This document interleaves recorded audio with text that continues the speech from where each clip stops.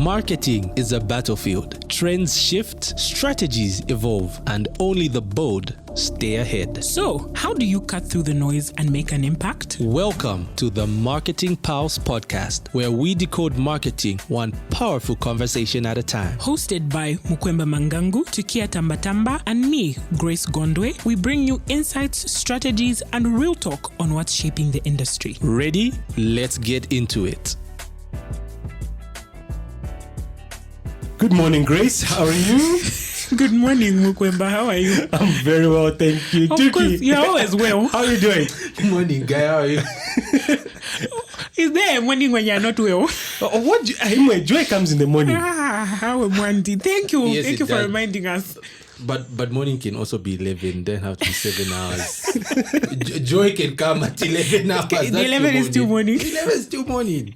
How is you? No, it is well. You guys left me. I was alone here last time. We're sorry. Yeah, but you did well. No, I did fantastic. Relax. I mean, it was but alright. you did a good job. No, you really did a good job. Yeah. No. Especially that it was a very difficult subject matter and yeah, you did a good job. We're proud of you. Thank you so Tukia much. and I are proud of you. No, all this to say, I actually missed you guys. So it feels like it's been a while since I sat with you guys in the studio. Just one episode. And it's already like, guys.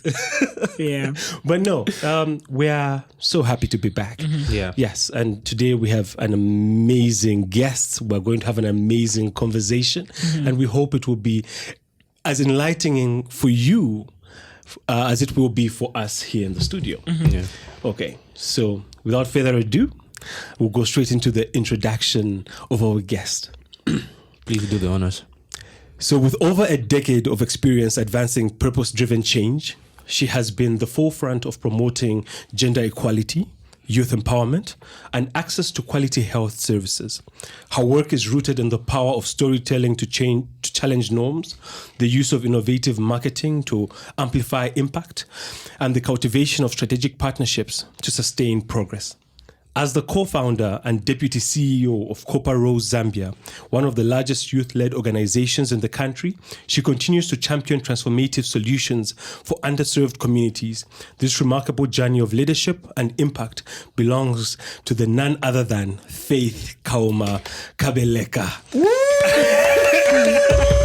Hi, guys. Hi, Faith. Hi, Faith.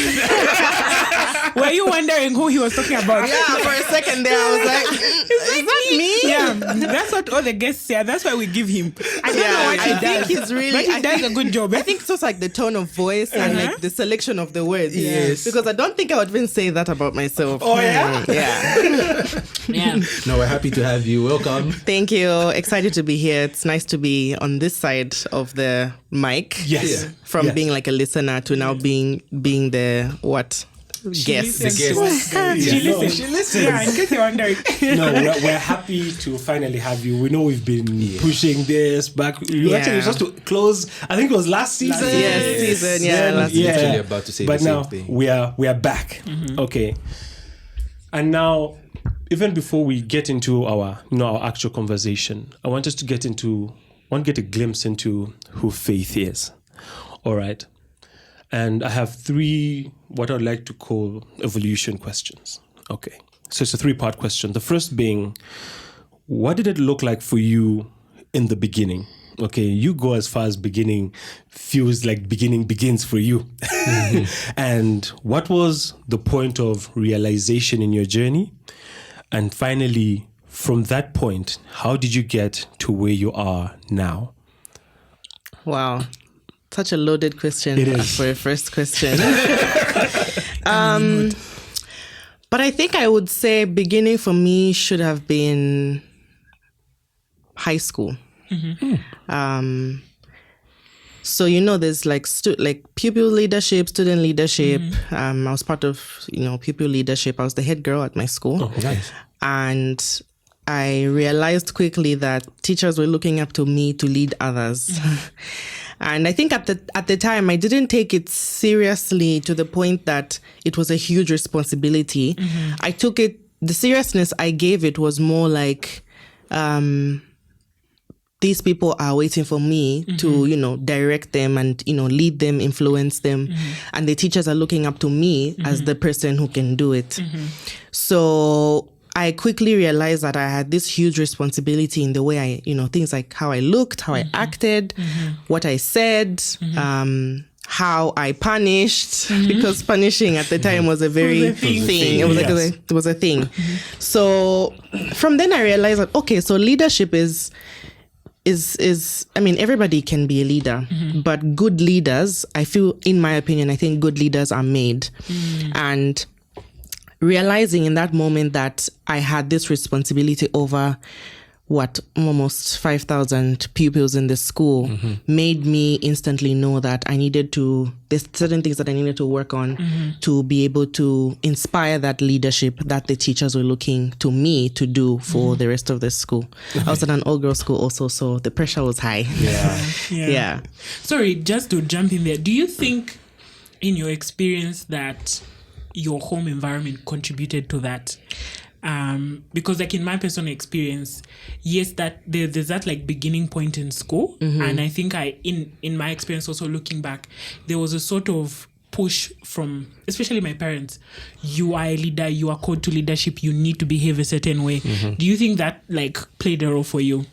Absolutely. So my dad only has one boy. So I only have one brother and 5 sisters. So there's 6 girls and 1 boy. Yeah. And my dad, he never ever treated me like, well, first of all, there's 7 of us and we're all pretty much from like different generations. Just to give you context, the age gap between me and the firstborn is about 20 years. So really different parents. To some extent, I feel like we were raised by the grandparents' version of my parents. But my dad was very, well, both my parents, they were very intentional about making us do things that the rest of the world sees as like, gender centric, or like you can't change a bulb because you're a girl, you can't, climb a ladder, you can't, fix the tap and things like that. But he was very deliberate about making us know how to do these things, making us know, like teaching us survival skills really, because I think whereas other people consider cooking as, tasks for girls and watering the garden as tasks for boys, my parents saw both tasks as tasks which needed to be done, and they need to be done by whoever who is around and available. You had to take responsibility. Exactly. So being the last born also I had so many examples. Look at your sister. Look at this, what she's done. So I think inevitably I was put in an environment, or I grew up in an environment where I had so much love and very high expectations from my siblings and from my parents. So I would say, inevitably that pretty much pushed me to like snap into reality and realize, okay, we're going forward and this is what we're doing. Also, like learning how to be a bit more analytical and assertive came from growing up in such an environment. So I'd say that would be the beginning part. And then it's a 3-part question. So the second question was the point of realization, your turning point. I would say, therein, I would say was the turning point. Like when you realize that you have all this responsibility and people are expecting all these things from you, and you are just 15, 16, peak adolescence, everybody's trying out new things, going to all these places, but you have to stay grounded because you have this responsibility. I would say that in itself was the turning point. I went on to university at CBU, and at CBU, congrats to the graduates. I went there, and I remember, should have been in my final year, one of my good friends, Precious Gozwa, shout out Precious. I know Grace knows her. I guess a lot of people, I guess you guys know her. We used to call ourselves managers. And we used to have this every Monday. Every Monday we'd dress up as managers and it would be like Managers Monday. It was like hashtag Managers Monday. I remember that. You remember that, right? On Instagram, I think. Yes, posts about Managers Monday. So we used to say it like managers, we'll be managers. But I think even just being able to say things like that and hope that you will be leading people, leading teams, people will be looking up to you for direction, for strategy, for communication and things like that. I would say that was like, I guess, like a defining moment. It also made me realize in that point that I needed to harness the skills I had, the intrinsic skills I had, but also be very deliberate about seeking more knowledge. And, you know, that being like at the end of my undergrad degree was symbolic, because I knew that now I need to step into this leadership, this manager I keep referring to, like who I am or who I want to be. So I would say, yeah, that was like the spark. But then I asked myself, how am I going to do this? And at the time, Copper Rose, my sister and I had already started Copper Rose. That should have been like our first year.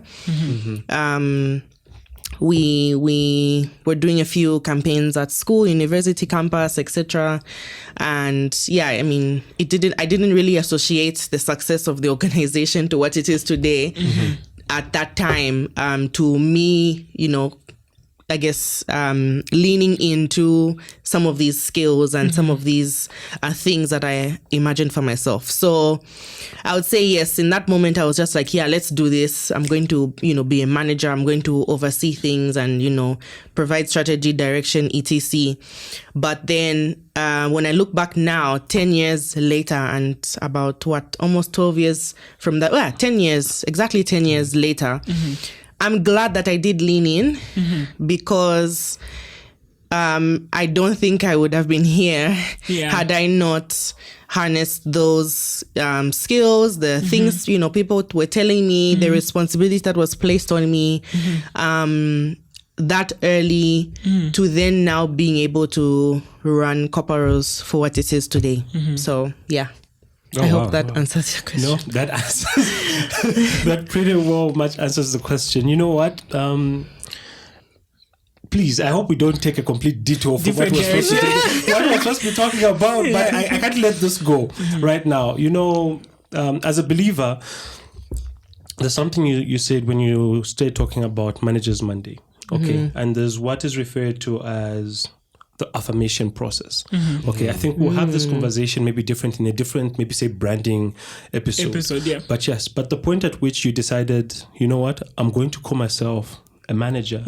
Okay, and as time went on, you began to become that. Exactly. You know what? To some degree, all of us probably have a story like that. Yes. In fourth year, I started calling myself the Force. You remember that? I remember. It's still my shameless Instagram.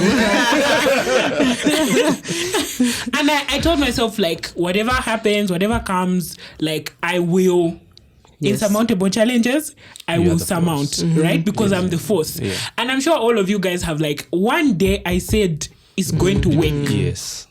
And maybe we haven't grown up to the point of, like, but the beginnings of it are beginning to, you know, to show. Sorry. Yes. So with that, right? The same way you've mentioned how the Force and everything is leading up to that. So the way it starts is you start with affirmation. Okay, and this is why it's very important, and that's why some people decide, how do I start my day? What do I say to myself at the beginning? And where people deliberately decide, I won't listen to this, I won't listen to that. Whatever I'll listen to is something that's going to build me up. So what do you say to yourself? So do you wake up every morning and say, I'm the manager? I'm the manager. You know you're not the manager. Maybe you're not very close to the manager. But you start. You're like an intern somewhere. Yes, exactly. I'm the manager. And before you know it, you from affirmation you move to belief. You start believing it. You also start deliberately acting like a manager and dressing like a manager. When you get past belief, we move to what we're now referring to as conviction. You are convinced. Like no one can come tell you you're not the manager. You know, as much as you're not the manager, no one is telling you that. And at some point you get to what is referred to as determination. So these are like it's like the ABCD process. And once you get to that level, like there's no one who's going to do, you know, it becomes a philosophy. You have transcended that level. And I think it's a call to everyone to reach a point where can we look at ourselves in the mirror, call ourselves what we want to be, and start walking into that path. It's a simple process, and it does so much for you. Yes, it does. Amazing. Thank you for sharing. The marketing pulse, teaching you life principles as well as marketing principles. Exactly. Yeah. Okay, I think we can get into it. Yeah, we can get into the conversation now. I have a lot of personal interest in today's conversation because I'm the only one here who works in the development space. And today's conversation is about non-profit marketing. How can we harness the power of marketing, marketing principles to bring success to social ventures, change and impact-focused ventures. And I'm sure some of you are wondering, but marketing for a non-profit or an NGO, is that really a thing? So this conversation is about to lean into that and just highlight that for you. And this is very, very important for me because I come from the marketing background. I did a bit of traditional marketing work, but now I work in the non-profit space. And over the last few years, like Mukwemba was asking the conversation about a realization, it's been a few years of realizing it's actually not that different. The same principles apply. Even from a management perspective, when you talk about strategic leadership and management, it's the same principles. So that's the conversation we're about to dive in today. So because we're going now into the marketing conversation, a mandatory question that we ask our guests is, how do you define marketing? Okay, so in my own words, marketing is really just about connecting people to purpose. Whether it's products, which are, purposeful for people, or services, marketing is that gap that bridges the people to that purpose. In the non-profit space, I would define it simply as storytelling. Being able to tell your story, connect your mission to the people who it's meant to move. So if your mission is about randomly thinking, providing water to communities that don't have access to clean water, it's going to move, your mission is going to move the people who need this water or care about this water or care about people having clean water. So in that sense, I would say, it's storytelling in its own right. 100%. And storytelling from both sides is that communication piece to the people who need the service, that you are the best service provider and you are the one who can, bring that access for them, but also giving us access to the people who are passionate about that cause so that they feel connected to this cause and so that they feel connected to you as the person who can help them meet this cause or achieve this cause. So there's also this concept that exists. I think it works very well, in your space. Exactly right, because in as much as you have what we're terming as your purpose, the things you're trying to achieve, there's also a high level of how do we then partner with people who come in and also so you have your donor fans and people who come in, bring their resources to help your cause. So there's an aspect of there's a shared need that exists. Okay, so that even when you present it, and maybe going back to aspect of storytelling, how do you propose the story in a way that you ensure that the people that can add value or resources to your project see that, this is what we're equally trying to achieve. Yes, and absolutely. how do we, make sure that partner with you. Exactly. Yeah, for sure. I was just going to ask, in terms of storytelling, I like what you said about connecting the people. It's very important. Now, in terms of the audience, right? How do you reach your particular audience when it comes to storytelling, and who exactly is your target market besides the beneficiaries of that which you're trying to provide? Good question. So at Copper Rose, for example, our mission is to build a conducive environment for young people to thrive in all aspects of their lives. And we do this through our 3 key priority areas, which is gender equity, health and well-being, and youth development and leadership. So our audience in this case, other than the young people we serve and work with, our audience is partners who are interested in working with young people. So other organizations interested in working with young people, other organizations who are interested in funding work done by young people, And other stakeholders also include people who are interested in or work with missions that are similar to ours. So in this case, the core of their work is young people. Sometimes the core of their work may not even be young people, but it's, some of the thematic areas that we have. So if they're, into health and maybe our demographic or the people we work with are within their demographic or their, segmented or age group, then in this case, we would then be reaching them because we're talking about a topic which they are passionate about. So there are so many different audiences based on the type of communication that we are putting out. But at the core, it's mostly people who are passionate about young people because those are the people who we serve directly. What is the landscape looking like? There's a lot of shifts that are going on from the development perspective. There's lots of shifts that are going on. The word that we would use traditionally on this podcast is the marketing landscape. But so, you can speak to broadly the marketing landscape for organizations, but also the marketing landscape for nonprofit organizations. What is it looking like having to sell this value? Because really it is, it's selling this value that you're creating and calling for people to come alongside you to support you. What is that looking like these days? I would say it's looking a bit noisy because we're competing with so many, in this case, for example, there's a lot of content that's going out on a lot of social media platforms. There are social media platforms that are being formed. It feels like every day there's a new app. So you need to make sure you're on top of things in terms of where you're communicating, like who is your audience and where are they? So identifying and being very clear and knowing where to find them, and knowing where they will be, where they hang out is critical. So I would say it's looking noisy because on one hand you would say LinkedIn, but some people are now looking to TikTok, especially if you're talking about young people. Everybody is going to TikTok, and that you can send out very critical information through like a dance and make it fun and playful. So I would say it's noisy and dynamic because it's changing almost every day. But those who get the most out of understanding that marketing is about connecting services or connecting people to purpose will know that they need to invest in knowing who their audience is and knowing where their audience hangs out.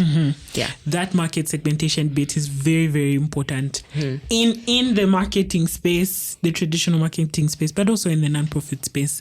And I think that's something we can't emphasize enough. Yeah.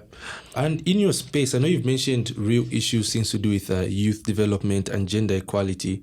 And I agree, social media is very noisy, right? So now how or where do you strike a balance between trying to match like authentic storytelling, as well as overselling what it is that you do? How and where do you strike that type of balance? Because like you've said, there are people that are watching you. So how do you strike that balance between authentic storytelling as well as maybe overselling what you do, considering these are real issues? I would say, authenticity is about, being you and bringing yourself raw. And some of the things that have worked for us recently is just being able to be real. Being able to have and capture moments that are things happening in real time. So whether it's an activity in like an outreach activity in the community or a peer educator who's part of, we have so one of our thriving programs at the moment is called the Campus Co-Fellowship, where we work with university students, build their leadership skills and engage them in civic activities, community activities. And ultimately this leads to transformative leadership and growth in them understanding their connection between what they do and the community and also growing their leadership skills. So for a program like that, you would then be capturing this person at the beginning of the program, midway of the program, and at the end of the program, and seeing how even themselves are able to articulate themselves much better. They're able to talk about issues which matter to them. Some of them even go on to start their own initiatives, or land these jobs that they only dreamt about, because during the program they were able to polish up their skills, their interpersonal skills, work on things like their CV, etc. So how we cut through the noise is, just being authentic, being real. Secondly, capturing stories in real time and having real people share their journey.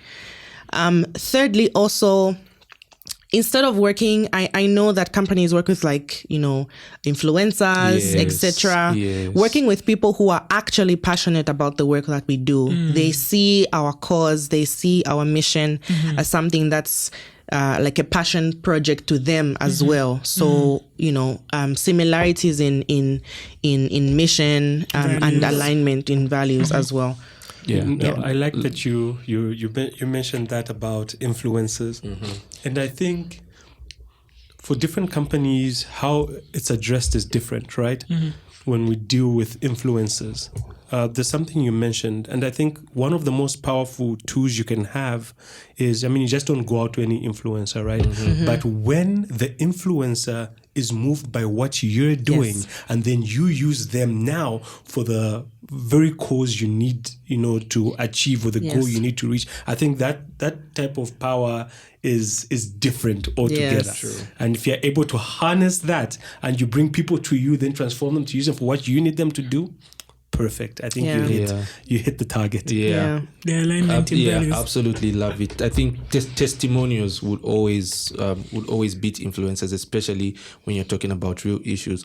Just on I also like the answer that you gave on a personal note. How fulfilling is that? I could see the expression on your face when you talk about some video. I know. I could feel it, like someone's journey from the beginning, midway, and then they finally give like their final testimony of what they've done. How does that make you feel? You know what? It's a feeling that I can't really describe in words, because it takes me back to why we started Copper Rose in the first place. And at the time, my co-founder Natasha and I, we only just wanted to make a difference in the community that we knew, that was closest to us. But inevitably, a lot of people's lives were being transformed. And it's not just, you would think it's just like, a beneficiary or somebody directly tied to a project. But even people like our staff who would, as they're exiting, they would come to you and say, look, I wouldn't have been able to achieve this, and this had I not worked in this organization. I wouldn't have been able to participate in things like a global conference, travel and participate and represent the organization in such a space. Because at Copper Rose, when you get into, we like saying this, when you walk through our doors, we make you multiply in yourself, in your career. So if you didn't have a master's, you'll get a master's degree. If you were not married, you'll get married. If you didn't have babies, you have babies. So things like that. So we call ourselves we have this vibe that just makes you want to multiply yourself. Even as somebody who's coming in through our doors as a peer educator, as a beneficiary on a project, they would, that vibe catches them. And they would be able to, this person came in on the first day of the training and, they're a bit timid, they're, closed up, they can barely say their name. Or, that's the most that they can say. But then now they're able to, even debate issues. They're able to talk about how they feel and what they think is right. They're able to, speak confidently. So I think it's from being a younger organization, being, I would say, maybe even first of our kind, that there are a lot of young people within our space that it kind of rubs off you. And for me, that makes me happy. Can I just say, can I just jump in here? One, and a very important thing that I would like people listening to take away is, you can only, let me not say you can only, maybe in your work you can get it, but there's a fulfillment that social impact gives you that very few other things can give you. And so I just want to take this opportunity to encourage you to get involved with a social cause. you know, wherever in your community, whatever is happening, what really, you know, nonprofits are doing is creating opportunities for people to get involved with these social causes. And it will give you a sense of fulfillment that nothing else can give you. So please identify a cause and identify that organization that is in that cause and allow them to sell this to you and buy. Please buy what these causes are selling. Yes. Please buy what these causes are selling, because the impact that you will make, the value that you'll get out of what these people are marketing is beyond. Yeah.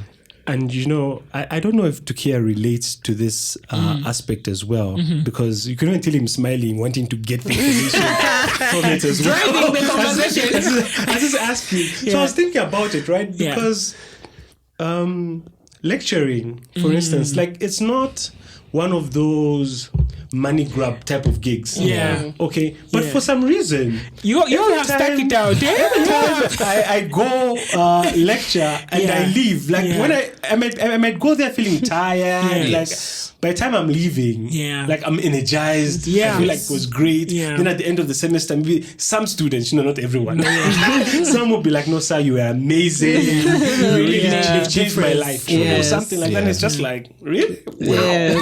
Me? They'll always remember you, and you know, it's like to you, it's like you are on the other side of it. So it's like, I need to do this. This is the work that I need to do. But for them, you are that turning point. Yes, you know, you are that inflection point that can change how they view their work, how they view the world, and it's really, really amazing. That's why Tukia still goes even when he's tired, even when he's complaining about being tired. It's very fulfilling, like you said. I think from even a marketing point of view, we had that lecturer that was I always forget her name. We call her Mrs. Marketing. In second year. Yes, in second year. I don't remember her name, but she was, I think, working at Zamtel at the time. She's with NAPSA. Now. Yes, Okay. Mrs. Felicia Munkanta. Yes. That is the woman who made me decide to be a marketer. There we go. Yeah, she was the one who made me decide. There we go. Yeah, she made BS260. Yeah, I should find her on LinkedIn. Yeah, we can get back on track. Yes, we can. So, Faith, in your opinion, what are the top 3 marketing trends you think non-profits and businesses should be paying close attention to? So top 3, I would say, which I've already said before, storytelling with authenticity, being able to have real stories shared, capturing real moments in real time if possible. And also just being able to, you know, people are more drawn to reality, especially now with the age of AI. I don't know about you, but I can tell a ChatGPT response from a non-ChatGPT response. The M-dash always. I'm thrilled. I'm thrilled. So yeah, I think just being able to tell, you know, stories authentically, and being, you know, more human-centered than AI-centered. Secondly, purpose-driven branding. I would say you talked about people being drawn to things that align with them. So I think for the audience we serve at Copper Rose, we serve Gen Zs. And one thing that we have realized is that Gen Zs are drawn to things or missions that align with their values. Personally. So if your mission aligns with them, they will draw closer to you and they will, you know, interact with your content, with your brand, and things like that. So just ensuring that your branding is purpose driven. And lastly, influencer and community marketing. So it's the whole concept of, yes, I'm not saying don't work with influencers. Influencers are what's making this content creation generation more active and useful. Whereas before, when you're using traditional media, you would just be, paying for an advert on TV to come 3 times a week, or in prime time adverts and things like that, and you're charged premiums. You're not really paying attention. Yes. But now when they're influencers, working with influencers who align with your mission directly, and having strong community ties. So having communities that can be able to identify your brand and back your brand up. I think that cannot be overemphasized. Yeah. Because for a community to be able to identify your logo, associate your logo with activities they've seen, associate your activities with things that is driving their community or that they resonate with. I think that's easily free marketing for you. Yeah. So if you as Copa Rose could only use one of these,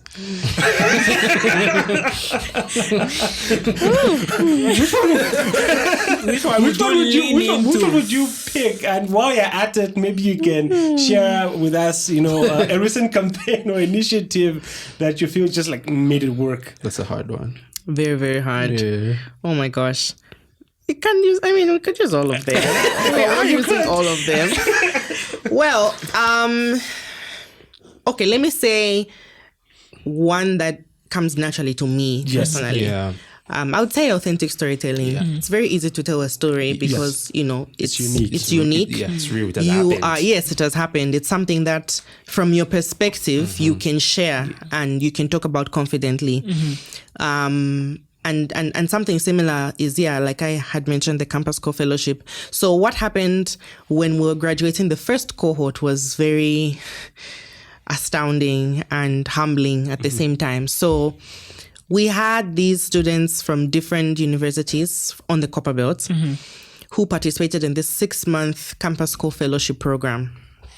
So they were engaged in leadership transformation. They were also doing community engagement activities, and they were also enhancing their economic or enhancing their ability to get economic opportunities. So improving their CVs, improving their pitch decks for the businesses that they had, applying for scholarships, etc. And then somebody at the end, at the graduation, is sharing how this program has impacted their lives. We actually have a video. You can check my LinkedIn. Okay.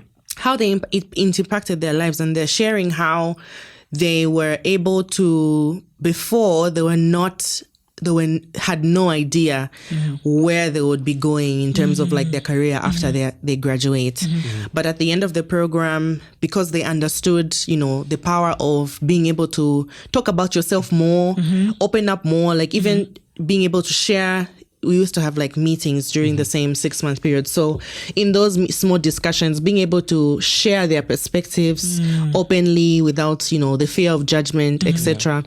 That they shared that allowed them be able to land their first job within like 3 months of graduating their program. Wow. Yes. Yeah. And I know that you would all agree with me that getting your first job is very, very hard. And not internship, but an actual job.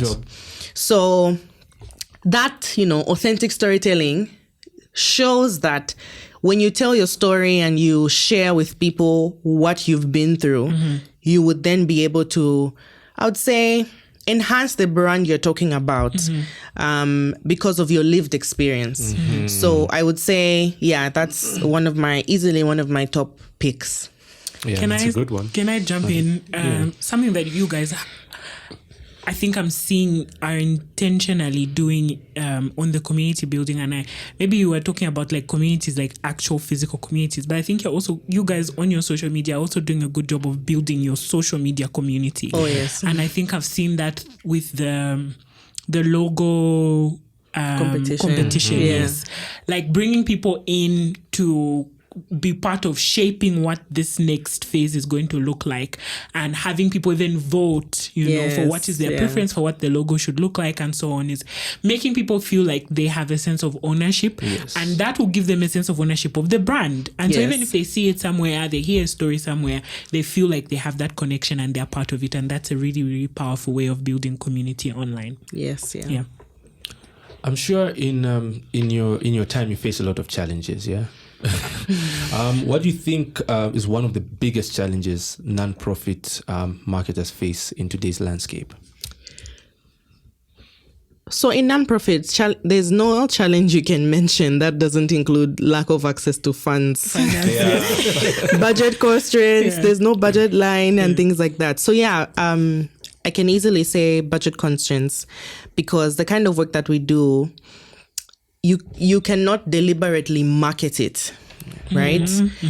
So there are very few funders who will allow you to put a budget for things like social media boosting or, creating documentaries or things like that.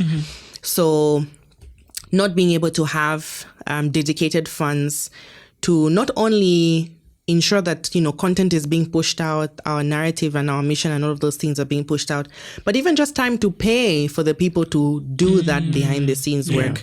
Grace was alluding to our CRZ10 logo competition. So just being able to even have somebody create the poster of apply, do this, manage vote. the application. Yes. That can be a limitation, has been a limitation. But I think over the years we've been able to advocate for ourselves. When we were starting the project to enhance our website, we have a new website. Check it out. www.copperrose.africa. Our new website was done by Bongo Hive. Shout out to Bongo Hive. Oh, nice. And a partner of ours recommended that they would, asked us to think about, enhancing our website. Of course, it was in our plans, but what we've been able to, I would say, achieve, I don't know, get what back. It's come to. Yes. Out just from us having to have launched, I don't even think it's been 6 months since we launched, but just being able to enhance the website we had to what it is now has really, really, I would say it has built our brand, and it's not something that you can really count or, attach value or money. Yes. But it's really, really enhanced our visibility, and it's really, really made us, I would say, appear more serious because, we have, things together and there's a website and traceable information. So even though I would say maybe to encourage other nonprofits or people who work in this space, that's an investment, and you shouldn't see it as a cost. You should see it as an investment in your brand and in your visibility. So they may not be budget, but you have to find ways to create that budget line to be able to pay to cover the cost of your communications, your marketing, and your branding. Yeah. And that's what brand is. It's an intangible asset, right? It's an intangible asset, that goodwill that you might not be able to necessarily put on your bottom line, but it will open doors for you. It will give you access to people, to resources. And the price is high, but the value is more than often what can be quantified. So having spoken about challenges, is there any one moment that was defining for you as a marketer, one pivotal moment that you were like, okay, this has shaped how I do things, and I want you to put on your marketing hat, a situation where you had to sell copper rolls or you had to bring on a partner and so on, that was something that stood out for you. So this one time, before we got into, I would say, applying for bilateral government funding, we started working on how we tell our story. I think it coincided with the time when we were revising our strategy for the next iteration, the current one we're in. And, you would go into this board meeting or boardroom with this partner who wants to hear you out. They've seen you making noise on Facebook and so I'll say social media, but they want to see who's behind all of this noise. And some of our branding colors are pink, cyan, and now we're introducing a bit of blue.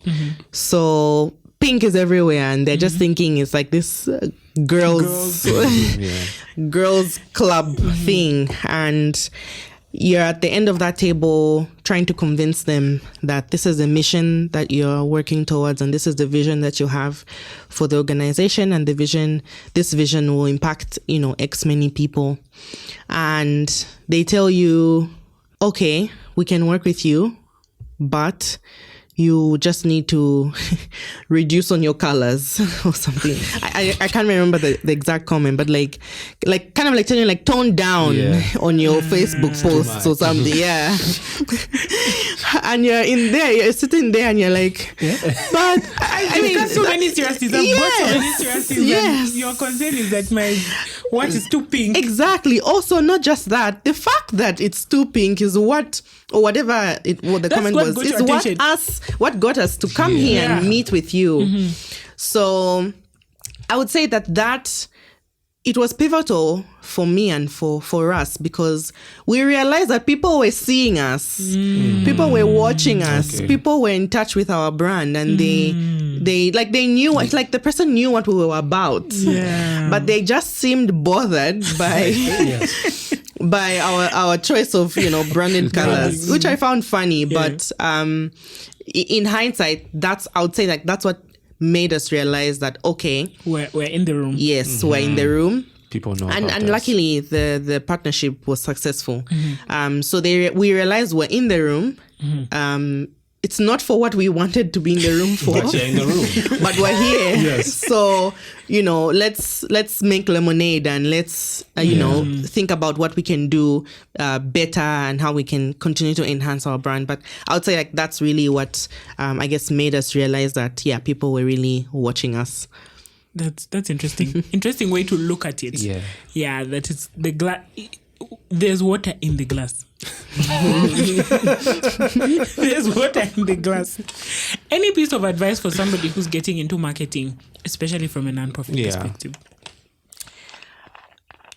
First, I would say my first piece of advice would be just start. Don't wait for a budget line. Don't wait until you have all the money to make that website. Just start, even through social media platforms which you have access to. Share your story, share your vision. To understand that what you say is what you say first is what people will remember about you. So I'll give an example. When we started Copper Rose back in 2015, we were more... Well, our first campaign was about menstrual health and hygiene. So we were collecting donations on campus to purchase menstrual sanitary products. As an organization, we've grown and evolved from that as an activity. But because people knew us as the pads girls, especially the CBU community. Yes, the CBU community knows us as the pads girls. It's taken a lot for people to realign or understand who we are and what we do now. And so we're very deliberate about ensuring that even our staff are saying the same thing about Copper Rose everywhere, because marketing is not just about what you post. It's also about if somebody says, I work at Copper Rose. What do you do? So what Grace says, what Tukia says, and what I say should be the same. Integrated. Yes. So just ensuring that there's consistency in the way that the brand is communicated, and leaving the external communication, like the serious communications on traditional media, to designated people, just to ensure that there's consistency in what is being said about the organization. And lastly, remember that the world is listening.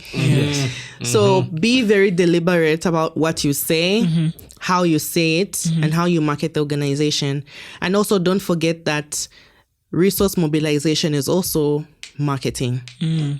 Grant writing is pitching, and ensuring that what you're talking about the organization and what you're writing are matching, and ensuring that what you want people to know the organization can be put on paper. I would say would be my advice. I see.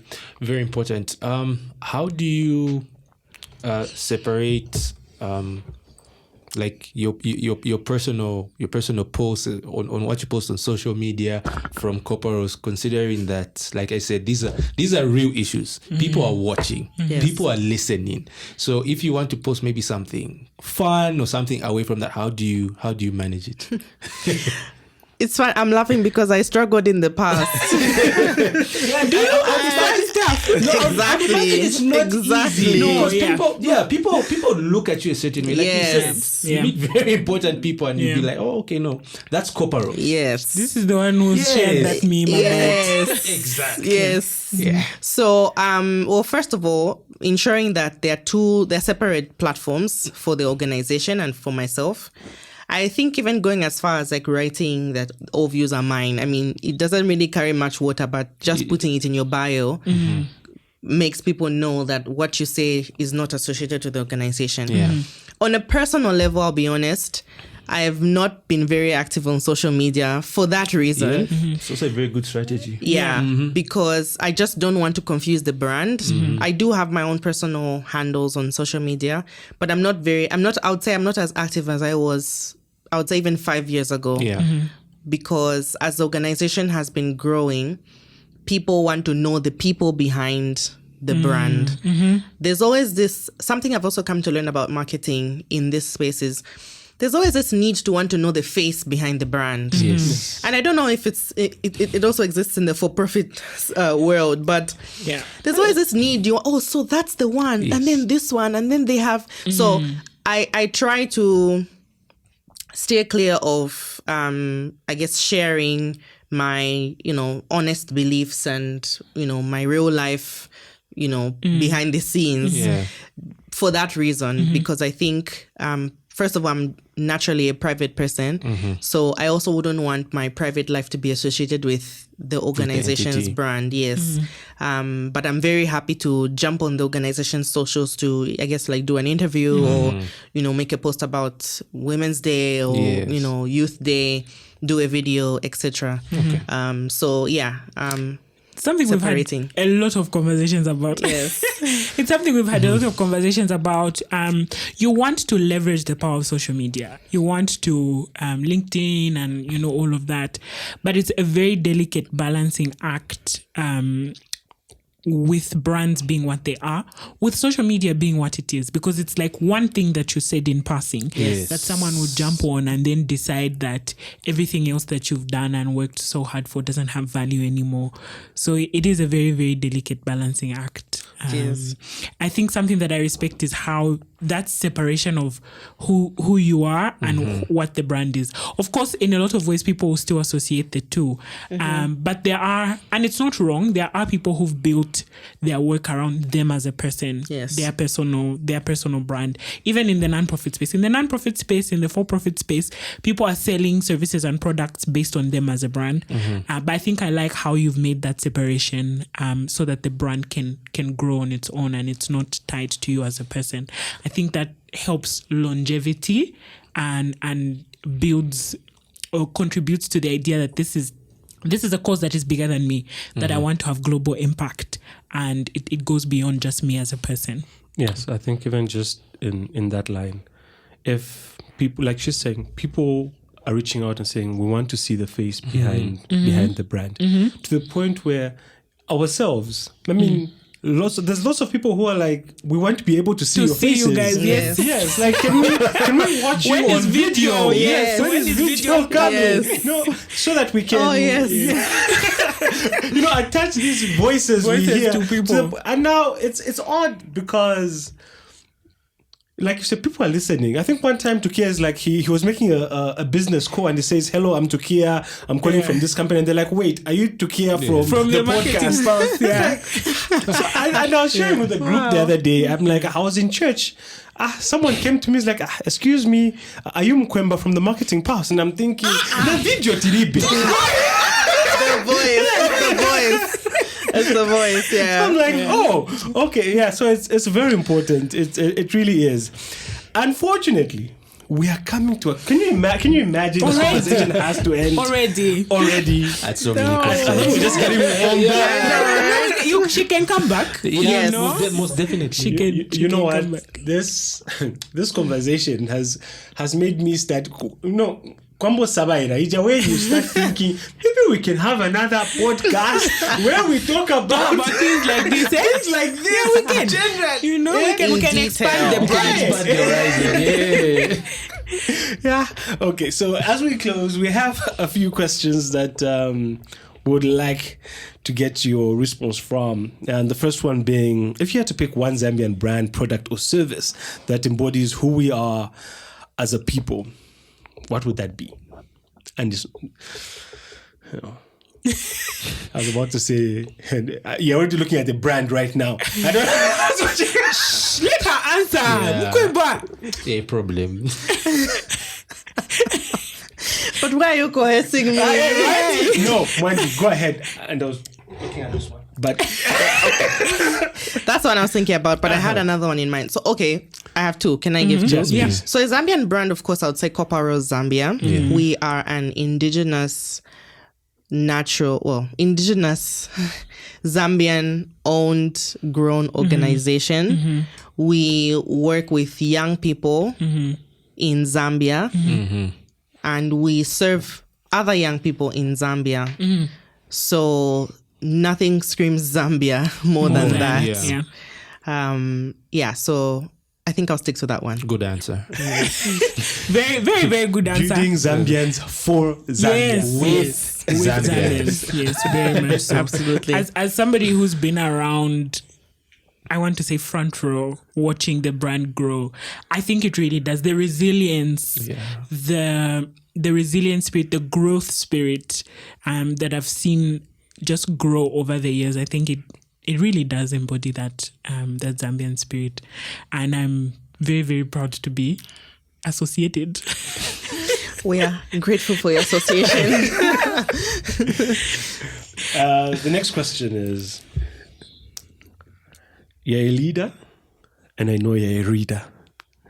Because leaders are readers. Tukia, take that note. So what's one marketing book that's had a big impact on your thinking? So Donald Miller is an author who writes a lot about marketing. Yes. But there's a certain book that he's written that has a focus on non-profit branding. Okay. It's called Building Your Story Brand. Okay. Yes, it's just mainly like storytelling. Yes. And that book taught me that your hero in the story, as you are storytelling, is not your organization or your people or your systems. Your hero is your audience, the people you serve. And sometimes in branding, especially in nonprofit, we can easily get so focused on our systems have done this, our project did this. But actually the hero in all of this is the people who you are serving, your audience. So just being deliberate about that will can easily enhance your brand. Nice. That's a good answer. That's a really, really good answer. And I think, before we go to the last one, I said something about this on LinkedIn about storytelling and how sometimes storytelling with nonprofits can be a bit, it doesn't position very well, beneficiaries. And now there's shifts in language, and even the word beneficiaries is becoming a bit icky. And so I like that framing of like, this person that this service is meant to serve is the one who should be the hero at the end of the day. And so we should seek to use empowering language, imagery, and the voice that we use should be to position them as the protagonist in the story. I think that's really, really good. Last, who would you like to hear on the podcast? Oh, you guys always bring big names. So that's very hard to say. I'm honored to be here, by the way. Did I say that? I'm saying it again.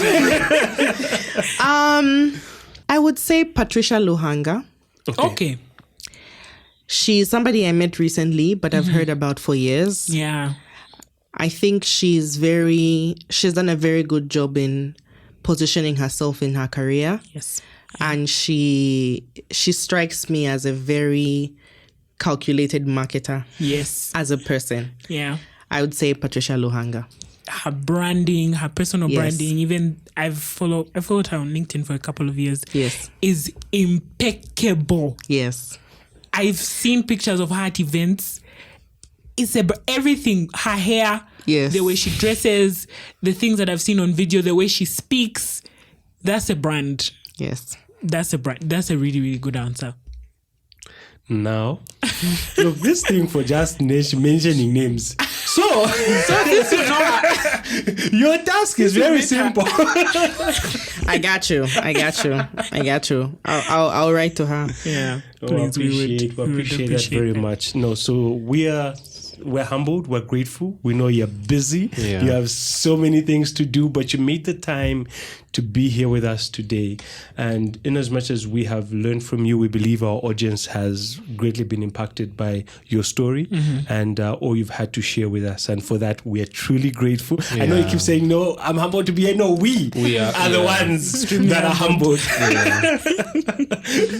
To be in your presence. So we hope that our listeners can pick up on everything we've talked about. So what's also very important is that people can also find you and those that want to partner with you. So if you could just give us, say, your socials or where people can reach you if they want to partner with Copper Rose, how do they do that?